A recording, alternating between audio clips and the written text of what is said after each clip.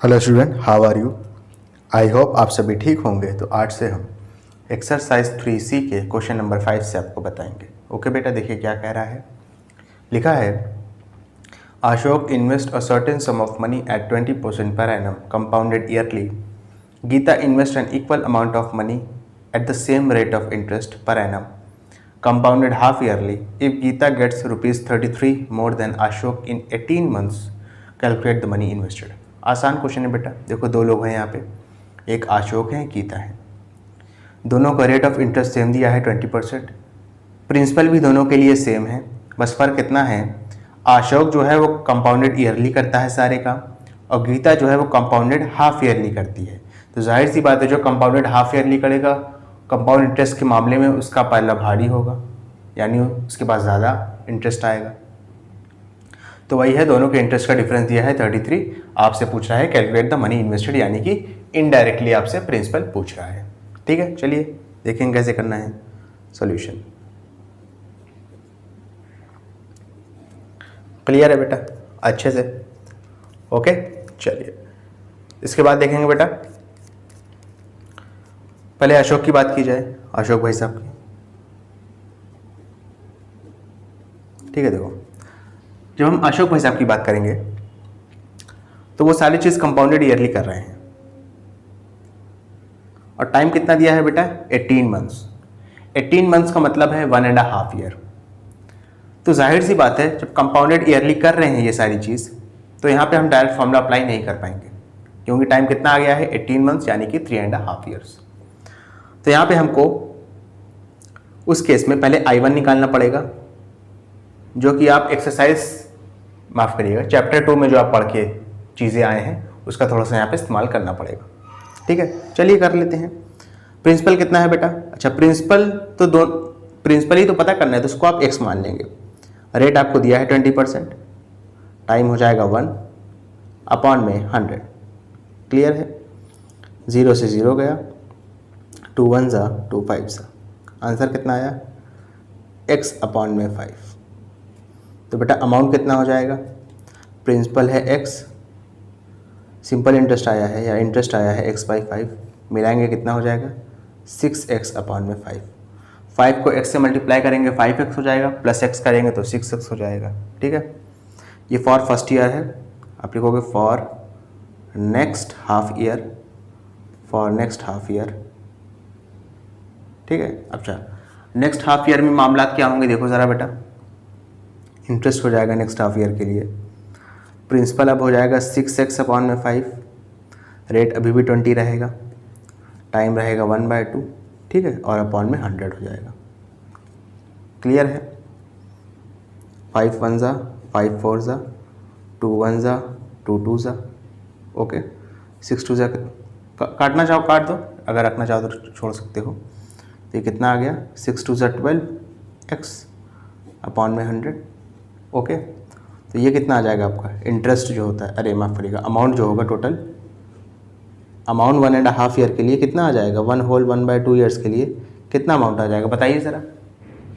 Plus कर देंगे आप प्रिंसिपल में, प्रिंसिपल कितना था, 6x अपॉन 5 था, यहाँ पे 6x अपॉन में 5 था, इसमें आप उठा करके प्लस कर देंगे क्या, 12x अपॉन में 100।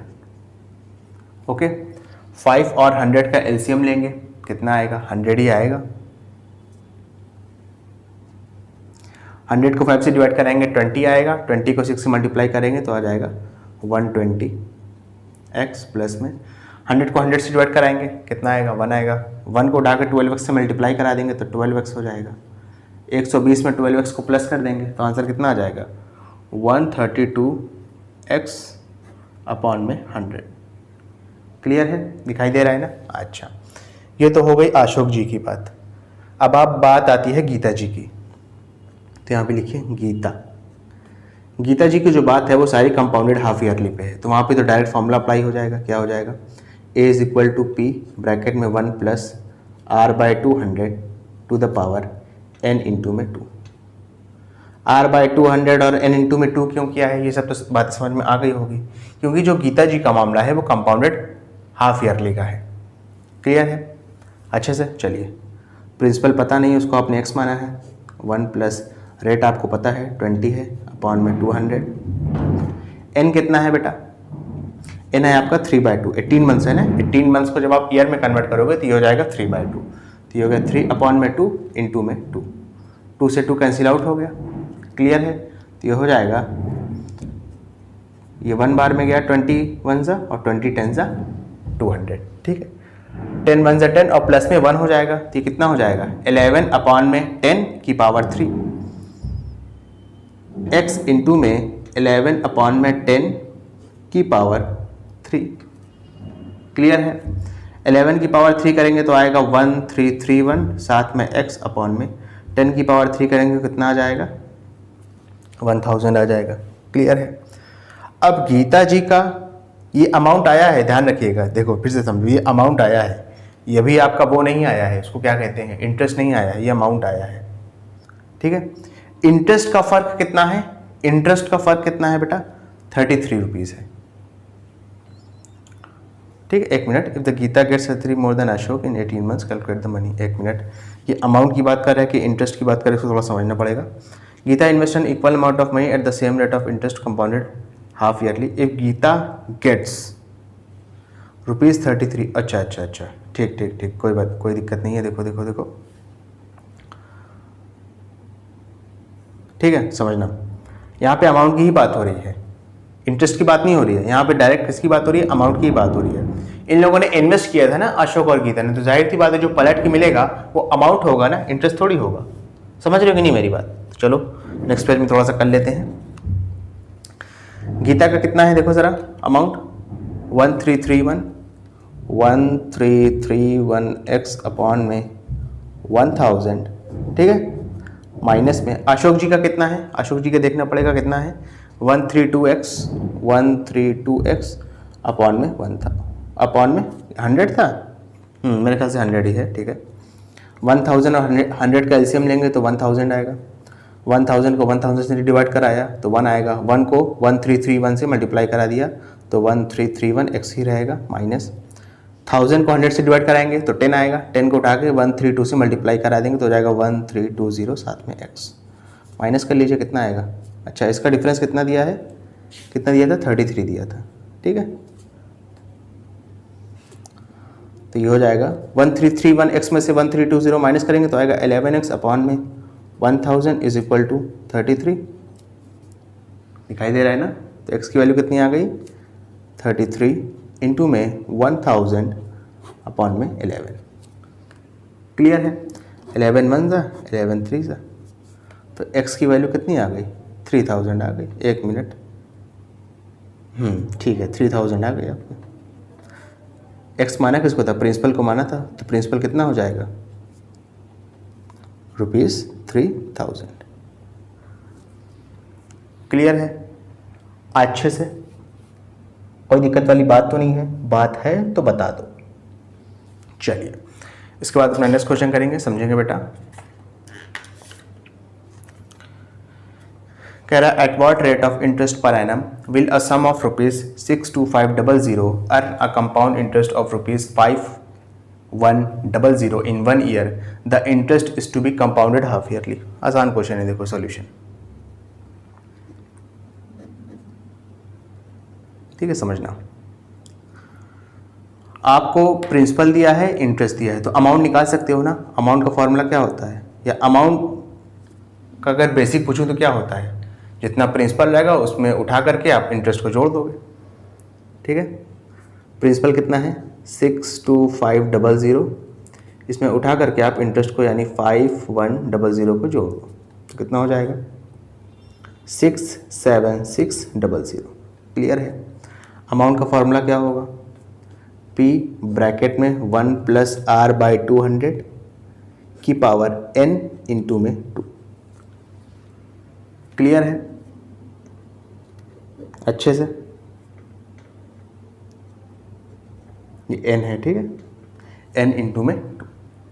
ओके, अच्छा, ये 200 n इंटू में 2 क्यों लिखा है? ये तो समझ गए हो ना, क्योंकि यहाँ पे कंपाउंडेड हाफ ईयरली लिखा है। अमाउंट कितना है आपका? 67600, ठीक है ना। प्रिंसिपल कितना है 62500। इंटरेस्ट आपसे पूछ रहा है तो 1 प्लस आर बाई, इंटरेस्ट ही पूछ रहा है ना, हाँ इंटरेस्ट ही पूछ रहा है आपसे, आर बाई 200, ठीक है। एन कितना है, टाइम दिया है 1 ईयर, एन की जगह 1 रखेंगे, 1 इंटू 2 करेंगे तो 2 हो जाएगा ओवरऑल में। क्लियर है अच्छे से, ओके। अच्छा अब देखो इसके बाद इसको इधर ले आओ तो हो जाएगा 67600। वेट फॉर अ मिनट बेटा, आई थिंक पेन ख़त्म हो गई है। तो सुन, जैसे कि मैं आपको बता रहा था, माफ़ करिएगा बेटा थोड़ा पेन ख़त्म हो गई थी, बदलने गया था। 67600 इज इक्वल टू कितना हो जाएगा 62500। अच्छा 62500 को आप इधर ला सकते हैं लेफ्ट हैंड साइड में, तो हो जाएगा 62500 is equal to 1 plus R by 200 to the power 2, ठीक है। 2 0 से 2 0 कैंसिल आउट हुआ। अब देखो, अब इसके बाद कैंसिल आउट मत करना, होगा भी नहीं लेकिन मत करना, अगर हो भी रहा होता तो हम नहीं करते। 676 जो है वो 26 का स्क्वायर है और 625 को 25 का स्क्वायर है, ठीक है। 676 26 का स्क्वायर है, 625 25 का स्क्वायर है। तो आप इसको लिख सकते हो 26 अपॉन में 25 का whole square is equal to 1 plus R by 200 की पावर 2, ओके। 2 से 2 कैंसिल आउट हो गया, 1 को इधर ले आओ तो हो जाएगा 26 अपॉन में 25 माइनस में 1 is equal to R by 200। Cross multiply कर दो इधर तो हो जाएगा 26 माइनस 25 अपॉन में 25 is equal to R by 200, okay. तो हो जाएगा 1 अपॉन में 25 is equal to R by 200। 200 को ले जाके 1 से मल्टीप्लाई करा देंगे तो हो जाएगा 200 अपॉन में 25 इज इक्वल टू आर। 25 1 जा 25 8 सा, तो आर की वैल्यू कितनी आ गई बेटा 8% आ गई। क्लियर है अच्छे से, ओके। स्टूडेंट अगर आपको वीडियो पसंद आई हो तो इसको लाइक करें, कमेंट करें, शेयर करें और इस वीडियो को उन बच्चों तक जरूर पहुंचाएं जो कोचिंग को अफोर्ड नहीं कर सकते। Thank you.